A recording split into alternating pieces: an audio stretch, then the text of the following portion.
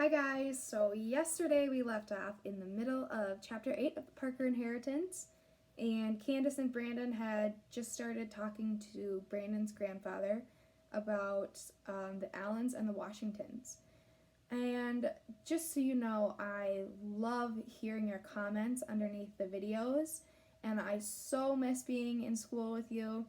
So I love that you are enjoying these videos and commenting underneath, so I hope you continue to do that.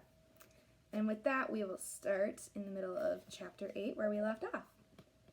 Rudolph Gibbs re-entered the kitchen wearing a clean white t-shirt and another pair of slacks and suspenders. As he walked to the refrigerator, Brandon placed his book face down and pushed it closer to Candace. She put her hand on top of it and pulled the book the rest of the way to her. Mr. Gibbs poured iced tea into a mason jar. "All right, what do you want to know?" he asked. "Did you know the Allens?" Brandon asked. Mr. Gibbs whistled. "Ah, the Allens. Russell Allen passed away a few years after we moved here. He was an important man." He settled at the table. "Of course, I didn't really know him. The Allens were a whole different type of white people. A little too blue blood for the rest of us regular folks. From what I understand, Russell's daughter ran the family business after he died. She was the only halfway decent one. Most black folks steered clear of Russell Allen's sons." "Do they still live in town?" Candace asked. "Maybe a few cousins, but the ones with all the money, Russell Allen and his kids, have died or moved away." He paused to drink his tea. "Not that they were really that rich in the end." "Because they lost some contracts, right?" Candace asked. "As a matter of fact, that is right." Mr. Gibbs placed his glass on the table. "Who told you that?" I found some documents in Grandma's attic that mentioned it," Candace said. "That's how I got roped into Brandon's project." "What about a man named Enoch Washington? Have you ever heard of him, or his wife Leanne?" Candace wasn't even going to try to say Siobhan's name. Rudolph Gibbs' forehead furrowed, so his eyebrows bunched together.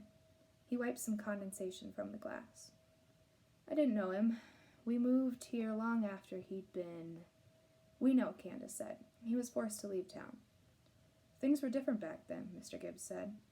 "I know y'all have seen the TV specials and read all the books, but there's a big difference between reading about life in the 50s and 60s and living it. We were supposed to mind our place, with our heads bowed and our mouths closed. When we didn't, bad things happened." He finished his tea and then rattled the ice in the jar. "Since you're asking so many questions, I assume you know Marion Allen, Russell's oldest, the one with the missing eye, the one that ran him out of the city?" "Missing eye?" Candace hadn't expected to hear that. "We knew it was the Allens, but we didn't have a name," she said. "Do you know when it happened?" Brandon asked. "Late 50s, I think," Mr. Gibbs said. "Not really sure. Folks didn't like to talk much about that stuff when I got here. Even without a bunch of money, the Allens were still plenty powerful. Plus, no one had any proof. Or if they did, no one brought it forward." He shrugged. "Big Dub and his family were gone, and they weren't coming back. What was the point of dredging up the past?" "Big who?" Brandon asked. "Big Dub. That's what they used to call him. With a name like Enoch, I'd go by Big Dub, too." Mr. Gibbs let out a soft, sad chuckle. "If you really want to know more about him, you should check out the memorial at Lambert High." He turned to Candace. "Dub was a teacher and a coach at Perkins High. When they finally shut down Perkins and Wallace to create a new high school, someone kicked in a bunch of money to upgrade the building and create a special memorial for Perkins." Candace and Brandon looked at each other. She could tell he was wondering the same thing she was. Was this tied to the mysterious benefactor from the library? "Why did they create a special memorial?" she asked. "Perkins was one of the first schools for black children in the region, maybe even the state," he said. "Those colored schools are a big part of our history." "Granddad," Brandon said with a sigh, "you should say African American." Mr. Gibbs gave his grandson a long, hard look. "Son, if the worst thing you've ever been called is colored, then you should consider yourself very, very lucky." Chapter 9. Enoch Washington. March 16, 1914. Brandon Jones was 11 years old. He had only been referred to in two ways: African American and black, terms that had become popular after the civil rights movement of 1950s in the 1960s. Enoch Washington was born almost 100 years before Brandon, in a small wooden shack outside of Luling, Texas. He lived during the Jim Crow era, when black men were considered free but were barred from voting in elections, living where they wanted, or getting the same education or services as whites. Enoch was colored. Colored was not a derogatory term, certainly not at the turn of the 20th century. However, there were many other offensive racist names hurled at Enoch, and he was only 6 when he first heard them. Enoch and his family had been at breakfast when they'd heard the stamp of hooves approaching the house. It was barely light outside, but the spring humidity had already seeped into their shack, weighing down their clothes. "Y'all stay here," Enoch's father said, standing from the table. He walked to the door but didn't open it. The horse came to a stop, and a few moments later Enoch heard the crunch of footsteps against the ground. Someone banged on the door, making Enoch jump. "Raymond? Come out here, boy." His father cast a look back at the table, then opened the door. "Morning, Cordwell," he said, stepping outside. No one at the table made a sound. Enoch's mother stared at her plate, mouthing a prayer to herself. Enoch's siblings shared silent glances with one another. They were all older. Enoch didn't understand what was happening, but they did. After a couple minutes, Enoch's father came back inside. "It's Cordell Rackley. He's come to collect me and the boys. We're working Mr. Tidwell's fields for the next few weeks." Enoch began to stand, but his father shook his head. "You stay here. Help your mama and Winnie while we're gone." His mother finally looked up. "What about our crop? What if we don't start planting? The cotton won't have time to grow." "Hush, Mary," his father said, his voice low. "And what about the Logans?" she continued. "The Rosenwalds? Or is Mr. Tidwell only forcing colored folks to work his land? That man's going to make us his slaves one way or another." "Enough," his father snapped. "We have a debt to pay to Mr. Tidwell. He chose now to collect. That's that." He clapped his hands. "Boys, let's go." Enoch watched as his brothers quickly finished their breakfast. They kissed their mother on the cheek, then headed out the door. "You're missing one," the man outside said, his voice booming. He must have been standing by the window. "Where's the tar baby?" Enoch froze. He was darker than the rest of his siblings. His skin was like moist soil that had just been turned, like swirling ash rising from a fire. "Go on," his mother said, squeezing his hand. "Best not to keep Cordell Rackley waiting." Nodding, Enoch rose from the table. He reminded himself to stand tall, just like his father had done a few minutes before. He walked outside, then paused upon seeing the man standing in front of his father and brothers.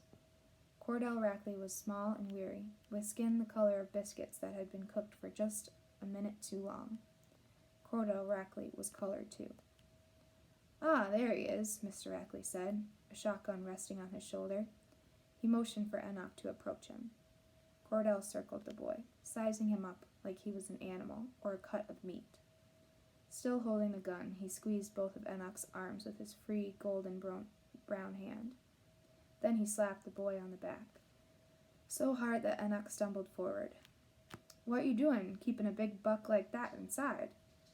Cordell finally asked his father. "With him you'll work off your debt even faster." "He's only 6, his father said.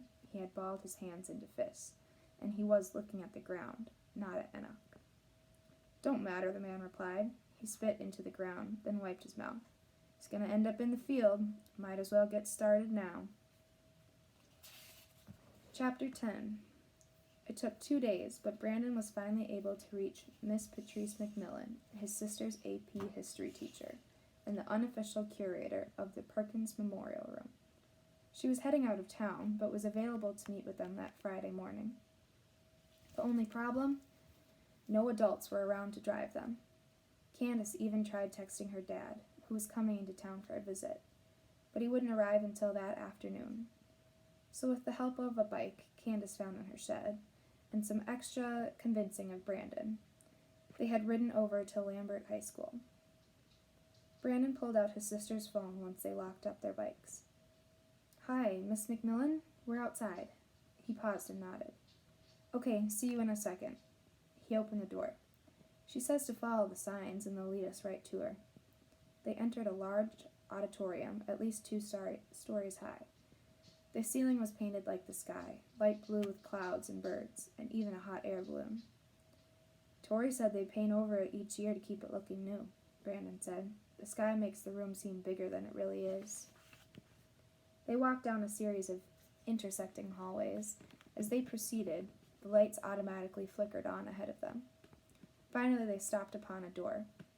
"Hello?" he called into the room. "Come on in," a voice replied. They stepped inside. Candace had been expecting a room with a few statues, or maybe a bookcase with a handful of photos and trophies. But the Perkins Memorial Room was a museum. Photos, paintings, and artwork lined each of the walls. Books and other artifacts sat behind glass, with special lights illuminating them. The wall directly ahead of them displayed rows of black and white and colored portraits. "Wow," Candace said. "You sound like I did when I first saw the room." A thin woman emerged from behind a large box. "I'm Patrice McMillan. Welcome to the Perkins Memorial Room." She was younger than Candace's mother, with dark skin and a short, stylish bob. She wore a pair of stretchy jeans and a Carolina Panthers jersey. She waved them toward the wall that Candace was staring at. Those were all the school's principals. Candace checked out the first photo in the row. "White men were principals at the school?" she asked. "I assumed since it was a school for black kids." "Don't forget, hun, back in 1868 there weren't a lot of educated African Americans in South Carolina. It's hard to teach unless you've been taught yourself first."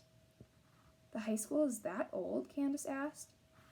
"It started as a one-room grade school for freed slaves, founded by Methodists from the north." Miss McMillan pointed to another portrait, farther along the wall. "It didn't become a high school until the early 1900s. Ada Marie Perkins was the first black teacher, then principal. When she passed away, they renamed the school after her." Brandon squinted at the photo of Perkins. "She doesn't look black." "Technically, she was mixed. Based on the little we could find, we think she was of French descent on her mother's side. Not that it mattered. Back then, if you had one drop of black blood, you were considered colored." She rubbed her hands together. "And interesting as this may be, we have limited time. You came here to do specific research. What can I help you with?" We're going to stop right there. And I want you to make some predictions about what you think Candace and Brandon might find in the Perkins Memorial Room at the high school.